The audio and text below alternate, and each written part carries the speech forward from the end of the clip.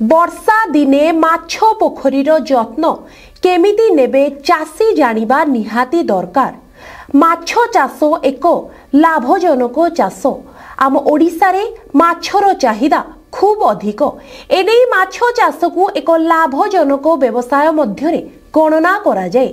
आम राज्य माछ चाषरु अधिक उत्पादन करिबा पई वर्तमान सरकार विभिन्न योजना मान करिसेंती। वर्षा दिन हेउछि माछ जाळ उत्पादनर प्रकृष्ट समय। एही ऋतुरे माछ चाषरु अधिक लाभ पाइबाकु हेले जाळ छाड़िबा समय रे विशेष सतर्कता अवलंबन सह पोखरीर उपयुक्त जत्न नेबा आवश्यक होइथाय। वैज्ञानिक पद्धति रे माछ चाष कले आमकु प्रचुर परिमाण रो लाभ मिली पारिबो। वर्षा दिने माछर अंडा उत्पादन ठारू तार जाळ प्रस्तुति होइथाय।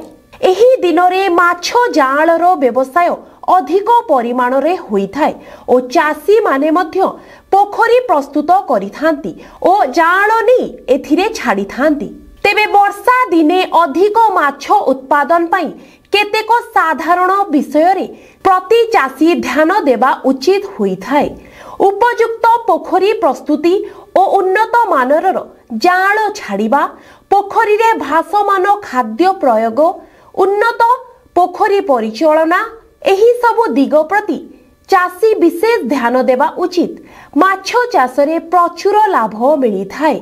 जदि आपण मध्य माछ चाष करिबा पई आग्रह प्रकाश करूछंती तेबे निकटस्थ कृषि विज्ञान केंद्र सहित जोगाजोग करंतु।